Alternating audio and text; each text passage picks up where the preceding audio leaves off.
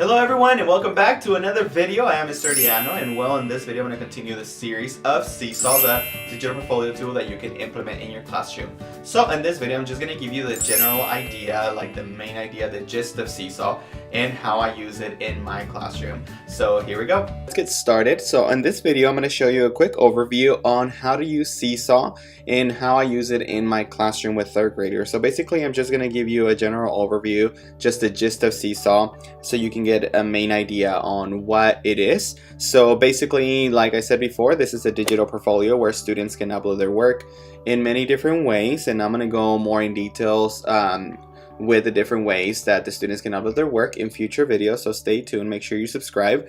And also it's a tool where teachers can give quick feedback to the students' work, and also you can share their work with their parents, which is a really good feature.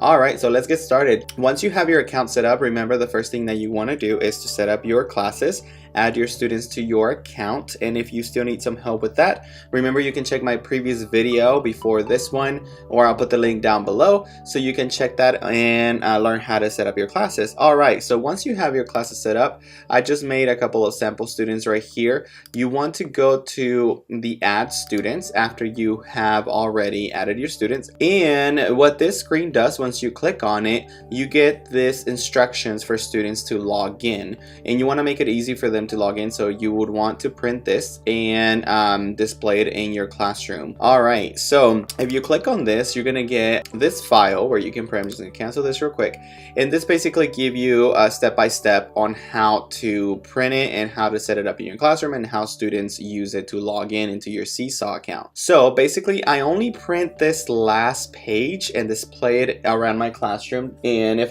you have 3 classes or more, you just print the each QR code for each class, and you just color code it. Once you have the app on the devices, the students will click on the app and then they'll click student. Once they click on student, the camera's gonna pop up and they're gonna be able to scan the code. Once they scan the code, they're gonna be automatically taken to the class, which they're gonna be able to see this part where they see the journal. Okay, so then let's say a student is working on a station, they're working with you, and you have them to do, let's say they're working independently in a station, and I want them to do this work. So when they finish, I want them to take a picture of their work and upload it and submit it to certain folders. So, and I'm gonna make another video to show you how to create folders and how I use them more in detail. So for now, it's gonna show down here the folder that they submitted in. So when they take the picture, they click on their name and then they'll click on the folder that they want to put the picture in, and this helps you tremendously to have all your files organized by station. This is what the student is gonna upload. So once they upload, you're gonna see it here, and you're gonna get a notification through your email, and you're also gonna see it in your account like up here. I need to go back and check those and grade some of those. Let's say they're working with you in small groups. So this is basically what I do sometimes. So I have, let's say, an example question for math, and I like them to use it as a whiteboard. Like I said before, you can use Seesaw as a whiteboard as well, and they write on it, and they love doing this. So this is another way that they can use Seesaw. So after that, they submit it, and look down here, I have another folder for this type of work when they're working with me in small group. From here, once you approve it, because once they submit it, you have to approve the work if you want that setting on, and you can give it a like, you can comment, you can move it from folders. And what I really like about Seesaw is also that if you want to print this, let's say you're having an open house where your parents are coming to school and they're gonna see their students' work to display in the classroom, you click here and then you can get the item QR code. What this does is it prints a QR code like the one that the students use to join into your Seesaw, and you can display that code. It shows it to you with the picture. Let me show you, let me see. See, you can see like a little preview here on the QR code. You print this and then you'll display it around the room, so the parents can scan it really quick with their phone, and it takes them automatically to their students' work, which is really a neat feature. So basically this is the gist of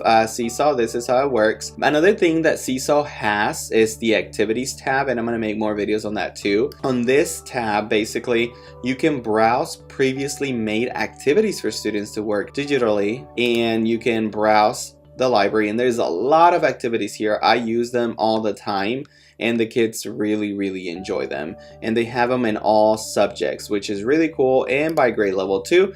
So you will just type here your grade level, your subject, or if you want it to be more specific, you can search it right here. You also see these hearts at the top of every activity. Basically, that's for you to favorite them, and then they'll go to your library right here. And you'll see I have a lot because these are the ones that I've used in my classroom. And you can also save them to your school library, which is really a neat feature that your students are going to enjoy. And not only that, you can also create your own activities and upload them here so students can do them digitally. If you have any more questions, don't hesitate to send me a message, leave me a comment, or any other tutorials that you would like me to do. Alright, well that is it for today's video. Hope you find it helpful, and if you have not checked the other videos, don't forget to visit the channel and you'll see all the videos there. And don't forget to subscribe down on the red subscribe button down below right here, and also click on the bell so you can activate the notifications, so as soon as I upload a video you'll get the notification straight to your mobile device. And if you have another tool that you want me to do a tutorial on, or you have some questions about, you can leave me the comments below, and I'll try to see if I already used that tool or if I need to check it out and make a tutorial, and I'm always willing to help. So don't forget to leave your comments and I'll be reading them and responding to you guys. And stay tuned for more videos. I'm going to be making more tutorials on the tools that I use in my classroom, and I hope I get to help some of you wherever you are watching. So thank you so much for all your support, and I'll see you next time.